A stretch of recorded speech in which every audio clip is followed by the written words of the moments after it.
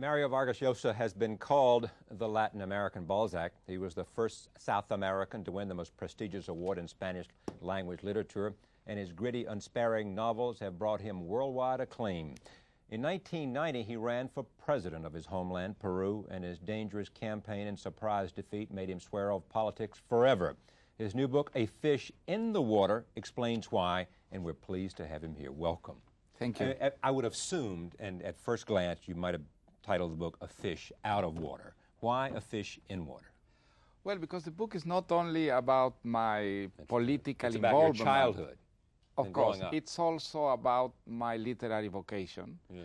And so I think the book gives a total description of my career and my personality.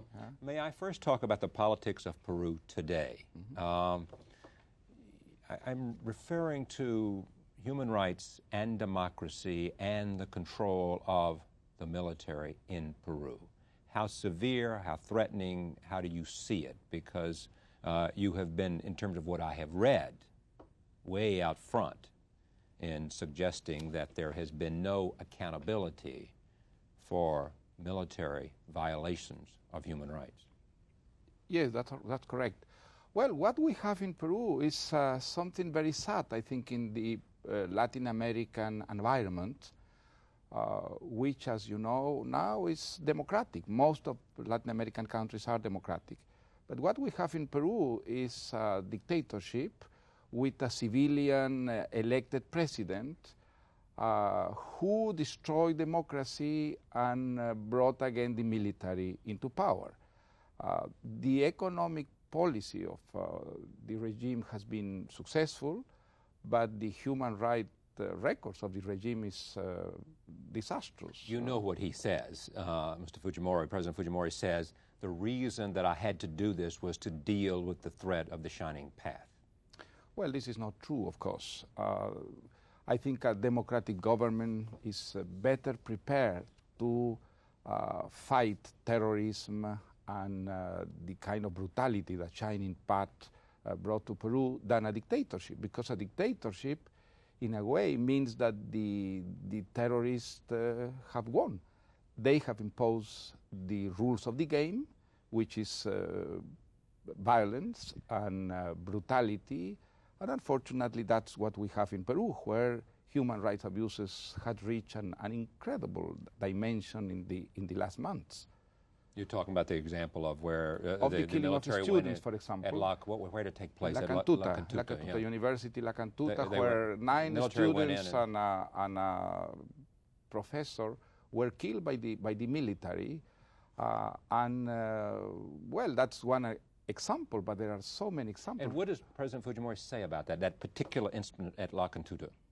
Well, he doesn't say anything. First, the government denied any military involvement, but then officers who were disgusted with this participation of the army in state terrorism denounced through weekly magazines the real responsibles of the killing, and it was in that way that the officers implicated were known. Do you not live in Peru because you fear for your life, or you just don't want to live in there? I'm told you live outside of the country most of the time. Am I wrong? That's right. No, you are right. Okay. No, well, I don't live in Peru because I didn't want to get involved in politics again. You know, after the election, I decided to return to my literary activity, and I wouldn't have participated in any kind of criticism of Peruvian politics without the coup d'etat in 1992. It is because Mr. Fujimori destroyed the democratic system in Peru that again I have been writing and given interviews about the situation in Peru, because I think it's very serious what has happened, not only for Peru but for the rest of the continent, where Peru has created a precedent for a successful destruction of a democratic system in Latin America. Does he control the military, or does the military control him? No, the military controls him. Well, he's very useful because as he was elected in free elections, his presence there, covers the real situation, but the military who practically have total control of the country. The president appoints the judges. The president closed the Congress and created an instrumental Congress, which is purely, also a figure assembly. So there is no democracy at all, and the media is practically controlled also by the government. Let me show you. Impunity is guaranteed for any kind of abuses. Yeah. Impunity. There will not be impunity. That's right. Yeah. Take a look at this clip. This is from an interview I did with President Fujimori when he was here in New York. Roll tape. Here it is. What made you think you could win, and what was it that made you appealing to the people of Peru? Yeah, the main thing is that in Peruvian political situation was that the political party didn't have the support anymore of the population. And people were looking for somebody who may run the government with more efficiency. So I proposed to the people honesty, work, and technology, and this was understood very well. Even though you defeated a very popular novelist in the sure. election. Because this novelist was linked to the political party, to the traditional political To one of the party. discredited political parties and some discredited political leaders. Sure. Yes, and I was alone. I was completely independent. You came on, in fact, as a non-politician. Yes, and people even now believe that I am not a politician. I myself, I don't believe I am. You're not a politician. Well, I am a pragmatic man, a professional that runs the government as better I could. That brings me to this book, in part. How do you view your experience as a candidate, and what happened, and how did some unknown like Fujimori emerge to victory? Well, I think it's true that political parties were unpopular, particularly after the last government of President García, the APRA party, which was disastrous for Peru, particularly for the economy. And I think this was an important factor. I had an alliance in which two center and right of the center political parties participated, and I think this alliance was quite damaging for my candidacy. On the other hand, I think I am also responsible for the defeat because I was a very bad candidate. Why were you a bad candidate? I was a bad candidate for good reasons and maybe also for bad reasons. The good reasons were that I told the truth during the campaign. I was convinced that the only way in which we could do all the necessary radical reforms was with the support of the electorate. And so I was very frank, very explicit in the sacrifices that would mean to change the economic policies in Peru. And I think this was very well used by my adversaries against my candidacy. And on the other hand, I suppose I was not persuasive enough to promote correctly, the ideas which I think were very good that we were proposing to the Peruvians. You came out of this saying, never, ever again will I run for political office and get involved in politics? Oh, that is different. I think that as an intellectual, I think I have the obligation to participate. The responsibility. Absolutely. To be part of the dialogue. Yes. Particularly because the situation of a country like Peru, where now we have lost something that is really precious for a Latin American country, freedom, the rule of law. Yeah. So I am participating, but as an intellectual, writing, participating in the political debate, in which I think an intellectual can be useful, but not in practical policies, never more. No. We'll talk about this book, but one last question. Your political evolution is fascinating. A young Marxist, and then you became more conservative. What changed your mind and your political opinion? Well, when I discovered, what Marxism and collectivism and statism had done to the countries in which these ideologies were adopted. Like as Cuba. Like Cuba, like the Soviet Union, like the Eastern European so-called socialist democracies. Well, this was a very educative, experience. So I changed, as many other intellectuals of my generation. Sure.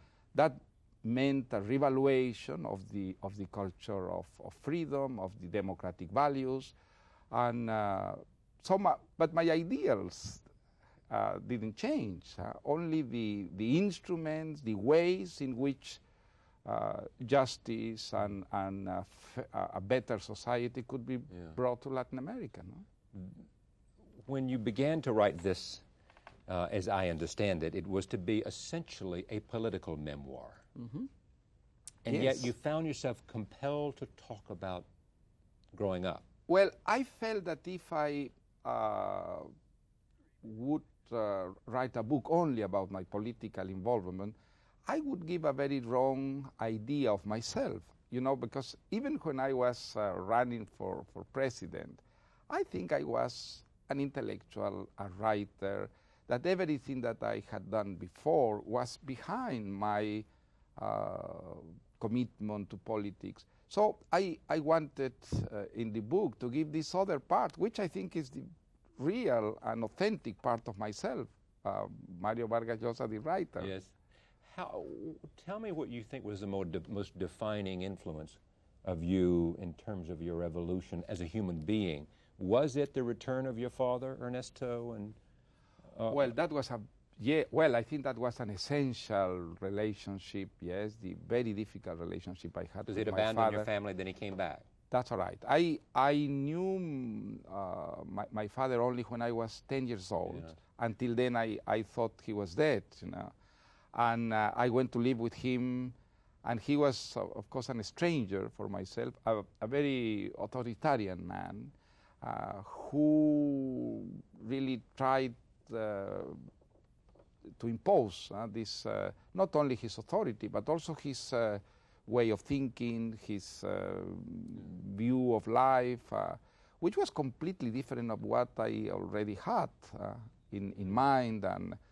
And I think this relationship was very important for my literary vocation, because I think that, as I say in the book, if my father hadn't been so opposed to my literary vocation, probably I wouldn't have been a writer. Yeah. I mean, almost his opposition led you to be that. Yes, yeah. I think so. I think that was a way to resist the authority of my father, to persevere in my literary vocation. What was the influence of Gabriel García Márquez? The influence in my writings, I don't know. I was a great admirer of García Márquez since I read him for the first time. Yeah. But I don't know if he has had an influence on my writings. That a critic or a reader could say better than myself. How about on you personally? Well, we were very close friends for many years. Then you split over political issues? Well, and personal issues too. But no, I try not to be. I try not to, not to Is this condition. the so-called story of having devolving your wife? No. Or is that well, gossip? Is that gossip or was that true? We have an agreement with García Márquez that we won't say why we split, so we can give some work to do to our biographers if we had biographers in the future. Would it be in bad taste if I told you what the conventional wisdom is about that? Well, maybe, I don't know. What is the conventional wisdom about it? I mean, there's this famous literary story that he made a pass at your wife. There are many others, much worse than that one, you know. I am very pleased to meet you. You are an extraordinary writer.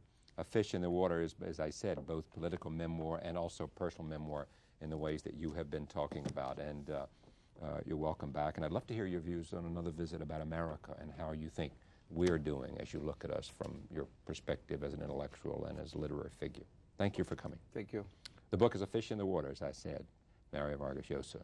We thank you for joining us this evening. We look forward to seeing you tomorrow night.